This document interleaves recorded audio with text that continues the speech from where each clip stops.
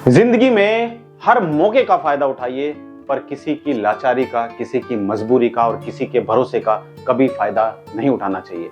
नमस्कार दोस्तों, मैं अमित त्यागी, आप सभी का स्वागत है हमारे YouTube चैनल और Facebook पेज पर। आज इस वीडियो में मैं आपको कोई प्रोडक्ट ट्रेनिंग नहीं देने वाला हूं। आज इस वीडियो में मैं आपको एक ऐसी सीधे साधे परिवार की कहानी सुनाने वाला हूं, जो एक परिवार, हंसता खेलता परिवार, जो गरीबी में पला बढ़ा परिवार, उस परिवार के सामने एक ऐसी स्थिति आ जाती है जब वो परिवार लाचार और मजबूर हो जाता है, लेकिन वहीं पर उनकी मजबूरी का फायदा एक जमींदार उठाता है। मजबूरी का फायदा उठाना गलत ही नहीं बल्कि नैतिकता के विरोध में भी है। अगर कोई व्यक्ति परेशान है, अगर कोई व्यक्ति लाचार है, मजबूर है, तो हमें उसके मजबूरी का फायदा नहीं उठाना चाहिए, हमें उसकी मदद करनी चाहिए। मेरा सवाल आप सभी से है, जितने भी दर्शक हमारी ये वीडियो देख रहे हैं, आपकी एक कमेंट की बदौलत ये वीडियो हजारों लाखों लोगों तक पहुंच सकती है।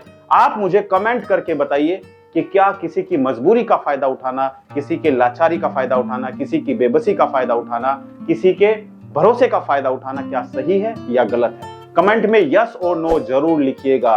और क्या आपने कभी किसी की मदद की है, मुझे कमेंट करके जरूर बताइए। दोस्तों, आज एक कहानी, एक ऐसी कहानी जो एक गांव में रहने वाले गरीब परिवार की कहानी है। एक गरीब परिवार जिसमें 3 व्यक्ति रहते हैं, हस्बैंड, वाइफ और उनका एक बेटा। हस्बैंड जिसका नाम रमेश है, वाइफ जिसका नाम कविता है और बेटा जिसका नाम सचिन है। यह परिवार रोज मेहनत करता, अपने खाने के लिए पैसे जुटाता और अपने बच्चे की पढ़ाई के लिए बड़े बड़े सपने देखता कि बच्चा जब बड़ा होगा तो बच्चे को हम ये पढ़ाई कराएंगे, बच्चे को यहां पर पढ़ने भेजेंगे। लेकिन गरीबी में रहकर भी यह परिवार बहुत ही खुशहाल परिवार था। वहीं पर गांव में एक ऐसा सरपंच रहता था जिसका नाम था शंभूनाथ। एक दिन की बात है, कविता जो इस परिवार की बहू थी, यानी कि रमेश की वाइफ थी, कविता एक दिन तालाब से पानी भरने के लिए निकली। वहीं पर उसकी नजर, शंभूनाथ की नजर कविता के ऊपर पड़ी और शंभूनाथ का मन कहीं ना कहीं ललचा गया कविता को देखकर। शंभूनाथ अगले दिन कविता के घर पर आया, जहां पर उसका पति रमेश भी था और उसका बेटा भी था। और शंभूनाथ ने कविता से बोला, कविता तुम बहुत अच्छी हो, तुम्हारा परिवार बहुत अच्छा है, कभी अगर तुम्हें किसी चीज की मदद की जरूरत हो तो तुम मेरे पास आ सकते हो। शंभूनाथ की बात सुनकर कविता, रमेश और बेटा बहुत प्रसन्न हुए। वहीं पर इस कहानी का संबंध आज के समाज में फैली हुई ऐसी कुरीतियों से है, जहां पर आज भी बहुत सारे ऐसे लोग हैं जो किसी की मजबूरी का फायदा उठाते हैं। उन्हीं में से एक था शंभूनाथ। शंभूनाथ ने कोशिश की कि तुम इस परिवार की गरीबी का फायदा उठाओ और तुम इस परिवार की गरीबी का फायदा उठाकर कविता को अपने कब्जे में ले लो। लोग किस प्रकार मजबूर व्यक्ति की मजबूरी का फायदा उठाते हैं। एक दिन ऐसा हुआ कि रमेश और कविता का बेटा सचिन बहुत बीमार हो गया। बीमारी की हालत में रमेश और कविता उसको हॉस्पिटल में लेकर गए, जहां पर डॉक्टरों ने उसको बोला कि इस बच्चे का अभी ऑपरेशन करना पड़ेगा और ऑपरेशन करने के लिए तुरंत 1 लाख रुपए की जरूरत है। अब रमेश और कविता बहुत परेशान हुए, क्योंकि डॉक्टर ने बोला कि तुम्हारे पास सिर्फ 5 दिन का वक्त है, 5 दिन के अंदर अंदर तुम्हें 1 लाख रुपए का अरेंजमेंट करना है। अब कविता और रमेश जो बहुत ही गरीबी में पले बड़े, जो गरीबी में रहते थे, उनके पास कहां 1 लाख रुपए रखे थे।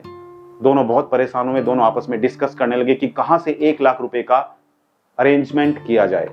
दोनों ने अपने दोस्तों, रिश्तेदारों, जिन लोगों को जानते थे उनके पास फोन किया, उनसे बात की, लेकिन किसी ने भी 1 लाख रुपए देने के लिए हामी नहीं भरी। कविता और रमेश बहुत परेशान हो गए। कविता ने रमेश को बोला कि तुम ही जाकर किसी से बात करो, कम से कम हमारे बच्चे के ऑपरेशन के लिए 1 लाख रुपए का अरेंजमेंट हो पाए। रमेश भी गया लोगों से बात करने के लिए, लेकिन किसी ने भी 1 लाख रुपए के लिए हामी नहीं भरी। तभी कविता के मन में उस शंभूनाथ की बात दौड़ने लगी। शंभूनाथ ने कहा था कि कभी तुम्हें अगर किसी चीज की जरूरत पड़े तो तुम मेरे पास आ सकती हो। कविता दौड़ी दौड़ी शंभूनाथ के पास गई और शंभूनाथ को बोला कि सरपंच साहब, मैं बहुत ही कठिन परिस्थिति में हूं। आज मेरे बेटे का ऑपरेशन होना है और ऑपरेशन के लिए डॉक्टर ने बोला कि 1 लाख रुपए का अरेंजमेंट करना ही पड़ेगा, नहीं तो बच्चे की जान भी जा सकती है।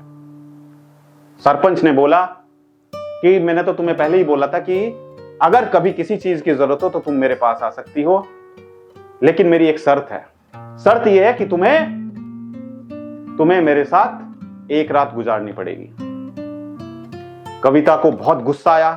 कविता जो बहुत ही सीधी थी, बहुत ही भोली थी, उसने उस सरपंच को बोला कि मुझे सरपंच साहब आपसे ये उम्मीद नहीं थी कि आप ऐसी घिनौनी हरकत भी कर सकते हो। कविता तुरंत वहां से दौड़ी चली गई और वापस रमेश के पास आई और रमेश को बोला कि मुझसे पैसे का अरेंजमेंट नहीं हो पाया, तुम प्लीज कुछ ना कुछ करके 1 लाख रुपए का अरेंजमेंट करे।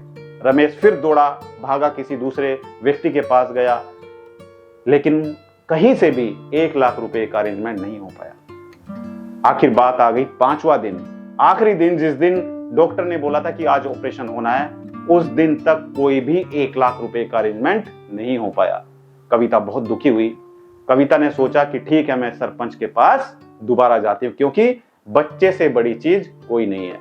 कविता ने अपने आप को समझाया और वो तुरंत सरपंच के पास गई और सरपंच को बोला कि सरपंच साहब, मुझे आपकी बात मंजूर है, मैं आपकी शर्त मानने के लिए तैयार हूं। कविता उसके पास रुकी और सरपंच ने उसको अगले दिन बोला कि तुम्हें 8 दिन के बाद फिर आना पड़ेगा, तब जाके मैं तुम्हें 1 लाख रुपए दूंगा। कविता रोने लगी। कविता ने बोला कि डॉक्टर ने बोला है कि आज ऑपरेशन कराना है, नहीं तो मेरे बच्चे की जान जा सकती है। सरपंच जोर जोर से हंसने लगा और सरपंच ने बोला, आज मैं तुम्हें इतनी मोटी रकम कैसे दे सकता हूं, मैं तुम्हें यह रकम 8 दिन के बाद दूंगा, जब तुम दोबारा मेरे पास आओगी। कविता रोती रोती जब वहां से भागी दौड़ी चली गई, रास्ते में उसको एक व्यक्ति मिला।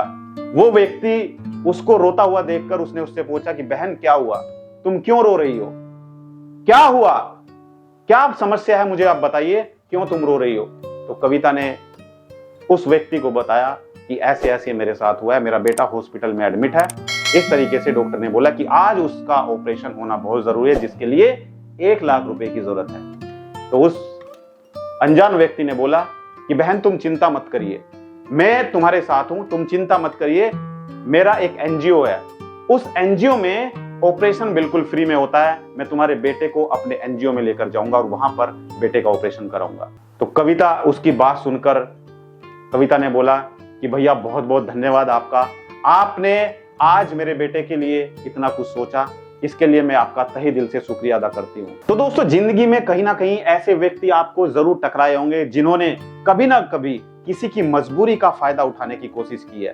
ऐसा ही एक व्यक्ति था शंभूनाथ। शंभूनाथ ने उस कविता की मजबूरी का, उसकी भोलेपन का, उसके भरोसे का फायदा उठाने की कोशिश की और एक ऐसा व्यक्ति जिसको कविता जानती तक नहीं थी, उस व्यक्ति ने उस कविता की मदद की। आप भी आज एक प्रण लीजिए। प्रण यह है कि अगर आपको कोई लाचार व्यक्ति, कोई मजबूर व्यक्ति मिले तो हमेशा उसकी मदद करें, ना कि उसका दिल दुखाएं। आज भी हमारे समाज में ऐसी कुरीतियां हैं, हमें जरूरत है ऐसी कुरीतियों को दूर करने की। और मैं चाहता हूं कि जितने भी दर्शक मेरी ये वीडियो देख रहे हैं, इस वीडियो को ज्यादा से ज्यादा शेयर करें, ताकि हमारे देश में फैली हुई आज ऐसी कुरीतियां उन लोगों तक ये वीडियो पहुंच पाए जो आज भी ऐसे लोगों का फायदा उठाते हैं, आज भी ऐसे लोगों के भरोसे को तोड़ते हैं, आज भी ऐसे लोगों के मजबूरी का फायदा उठाते हैं और उन्हें ऐसी प्रताड़ना देते हैं। उन लोगों तक ये वीडियो पहुंचना बहुत जरूरी है। मैं संकल्प लेता हूं कि अगर मुझे जिंदगी में कोई भी लाचार व्यक्ति, मजबूर व्यक्ति मिलेगा, मैं हमेशा उसकी मदद करूंगा। मेरे साथ आपको भी प्रण लेना है। मैं चाहता हूं कि आप भी, जितने भी दर्शक मेरी वीडियो देखें, आप भी आज से प्रण लें कि जिंदगी में अगर कोई लाचार, मजबूर व्यक्ति आपको मिले, हमेशा उसकी मदद करें। मेरी शुभकामनाएं आप सभी के साथ हैं। Thank you so much. All the best.